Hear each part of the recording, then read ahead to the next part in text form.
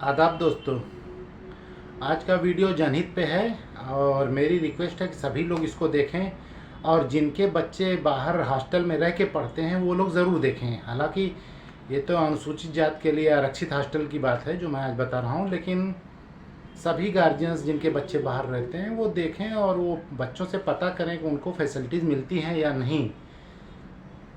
तो बात करते हैं अकबरपुर अम्बेडकर नगर में। अकबरपुर में एक अनुसूचित जात के छात्रों के लिए हॉस्टल बना हुआ है। वो निःशुल्क सेवा है, सब छात्रों को निःशुल्क मिलता है।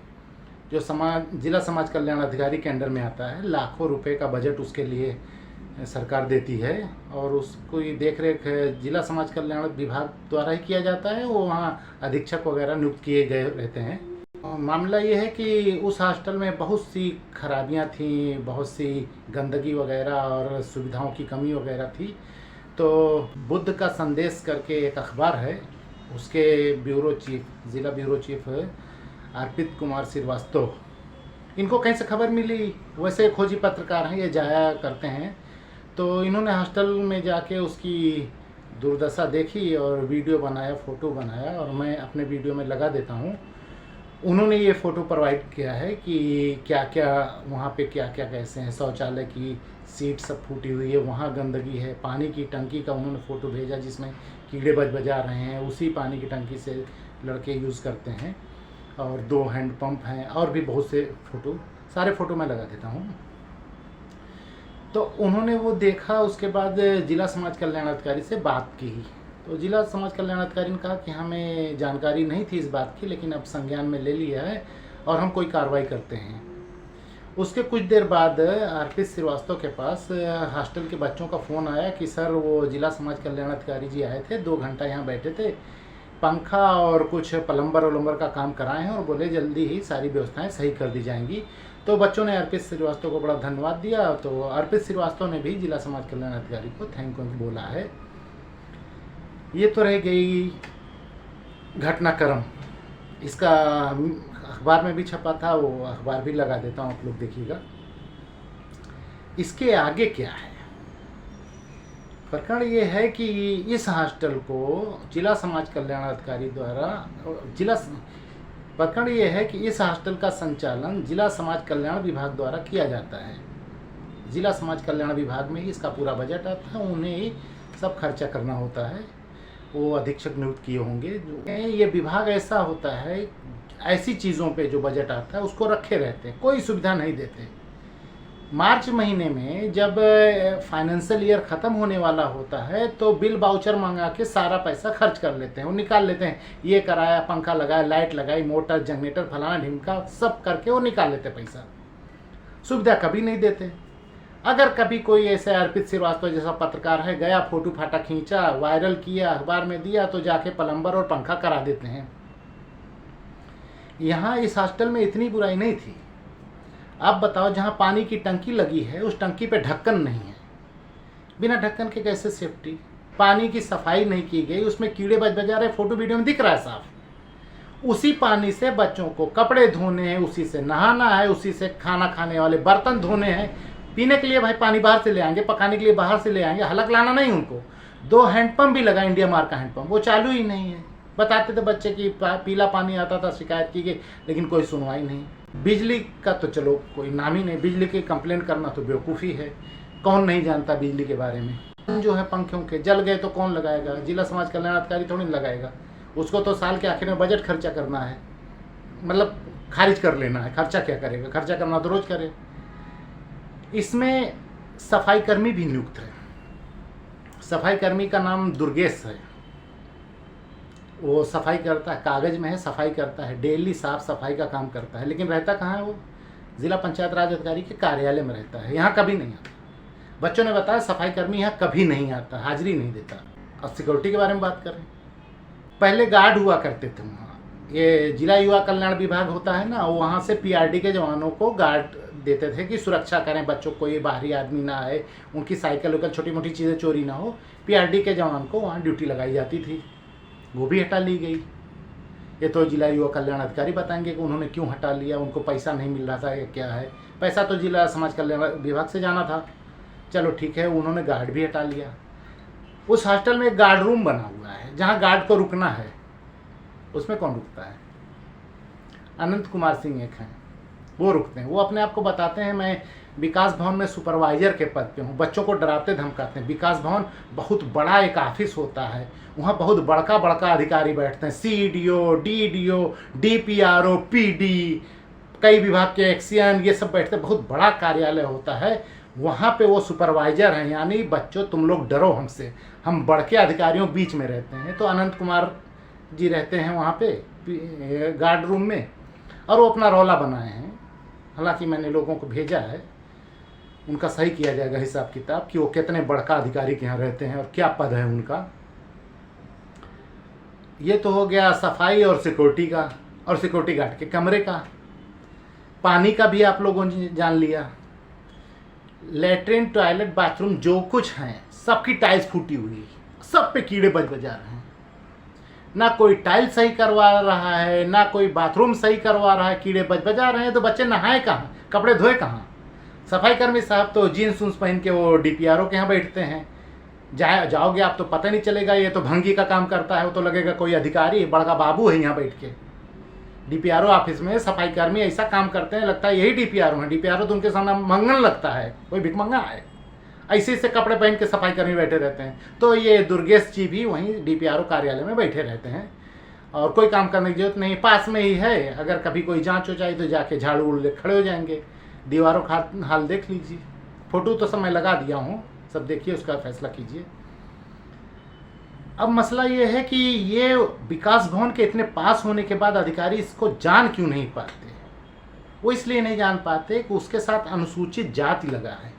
अनुसूचित जाति तो वैसे ही भारत में निकाली हुई है, छुआछूत वाली है, उनको किसी चीज़ का अधिकार ही नहीं देना चाहिए था। तो पता नहीं कैसे बाबा भीमराव अम्बेडकर ने अपना लिख लाख के दिलवा दिया है।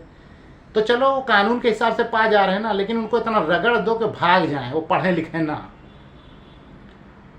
अब अधिकारियों की ज़्यादा गलती नहीं है। अधिकारी कोई अधिकारी हमारा थोड़ी ना है, वो तो नौकर हमारा, अपने कार्यालय में काम करने वाले कर्मचारियों का अधिकारी है। गलती यहाँ बच्चों के गार्जियन की है। उन्होंने डाल तो दिया हॉस्टल में, कभी देखने नहीं आए। अगर गार्जियंस देखने आते, वो पानी की टंकी देखते, उसमें कीड़े देखते, टॉयलेट की सीट देखते, या हैंडपंप बिगड़ा हुआ देखते, पंखा लाइट बिगड़ी हुई देखते, सिक्योरिटी, तो कुछ तो करते। इन लोगों को अपने अधिकार की जानकारी नहीं है।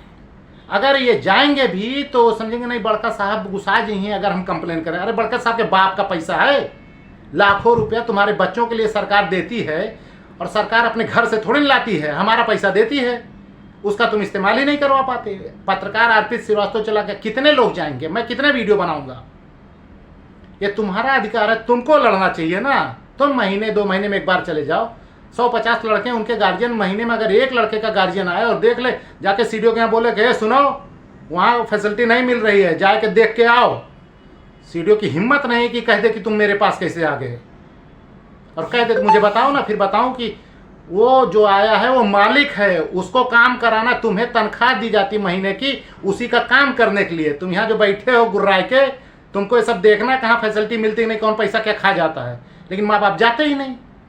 माँ बाप ने मेंटेलिटी बना ली है कि हम दलित हैं, हम छुआछूत वाले हैं, हमें जो मिल गया वह बहुत है, हमें लड़का फ्री में रह मिल गया वह बहुत है, रहने को मिल गया एहसान नहीं किया है, जनता पैसा देती है उसके लिए, और ये निकम्मे कामचोर खा जाते हैं। तो तुमको अपना अधिकार जानना चाहिए। जाओ वहाँ पे देखो कि बच्चों को फैसिलिटी मिलती है कि नहीं मिलती। नहीं मिलती, जिला समाज कल्याण अधिकारी के पास सीधे जाओ और रोब से बात करो, जैसे नौकर से बात की जाती है वैसे बात करो कि सुन वहाँ पे एक पंखा बिगड़ा है, जाके बना के आ। वो कहेगा मेरा काम नहीं, तो बताओ फिर उसका काम क्या है। मासिक मजदूरी किस चीज़ के लिए मिलती है? पंखों को सही करने के लिए। और जिला पंचायत राज अधिकारी के पास जा, सुन बे तेरा सफाई कर्मी वहाँ जाता नहीं है, सफाई करवा। यहाँ कोई सरकारी काम में व्यवधान नहीं है। वो पटेल जी ने एक इनको फैसिलिटी दे दी थी, आर्टिकल में धारा 24 लगा दी है कि हमारा जो सरकारी कर्मचारी है मंत्रियों के सामने सीना टाइट करके खड़ा हो, रीढ़ की हड्डी मजबूत करके खड़ा हो कि मंत्री उसको अपना गुलाम ना बना ले। इसलिए उनको थोड़ा सा कानून में फैसिलिटी दे दी थी। ये अधिकारी कर्मचारी निकम्मे कामचोर, ये तो मंत्रियों के सामने लौट जाते हैं, पैजामा उतार के लौट जाते हैं, और जनता जिसके लिए इनको दिया उसके सामने रीढ़ की हड्डी मजबूत करके खड़े हो जाते हैं। कि हम अधिकारी हैं। वो जो फैसिलिटी इनको मिली है वो नेता मंत्रियों के सामने खड़े होने के लिए मिली है। काम में व्यवधान उधान का कानून यहाँ नहीं लागू होता। अगर कोई व्यक्ति जाता है ये कहने के लिए कि तुम पैसा पाते हो और ये खर्चा नहीं करते हो करो, तो काम में व्यवधान नहीं है, काम समझाना है और काम लेना है, क्योंकि ये सिस्टम ही है, नियम ही, कानून ही है। उनको हमारा काम करने के लिए भेजा गया है, उनको एक कार्यालय दिया है, वहाँ कर्मचारी दिए गए हैं, सबको लेट के हम लोग की खिदमत करो। और जो कर्मचारी उनके अधिकारी हो उनको ऑर्डर करो, जाके पंखा लगा, जाके प्लम्बर का काम कर। आम जनता को ऑर्डर नहीं कर सकते तुम, लेकिन कोई जानता ही नहीं। तो मैं आप लोगों से रिक्वेस्ट करता हूं कि आप लोग जाया कीजिए। जितने भी गार्जियन हैं जिनके बच्चे कहीं भी हॉस्टल में हैं, पेड हों, पैसा दे के रहते हों, बिना पैसा के रहते हों, लेकिन देखिए जो जब आप वहाँ रखने गए थे तो जो फैसिलिटी उसने कहा था वो दे रहा है कि नहीं दे रहा है। क्योंकि बच्चे छोटे होते हैं, वो थोड़ा मासूम भी होते हैं, कुछ दबाव डाल के, जैसे यहीं वो एक अनंत कुमार करके कहता है सुपरवाइजर हूँ, बड़ के कार्यालयों में रहता हूँ, बड़े बड़े अधिकारी। अब बच्चे डर गए, मुझसे कह देता मैं बड़ के कार्यालयों में, देखो उसका क्या हाल करता है उसको और उसका बड़का कार्यालय उसके बड़के अधिकारियों का। लेकिन ठीक है, वो बच्चे अभी 10, 12, 15 साल के हैं तो वो डर गए। लेकिन आप लोग जो माँ बाप हैं वो जाइए।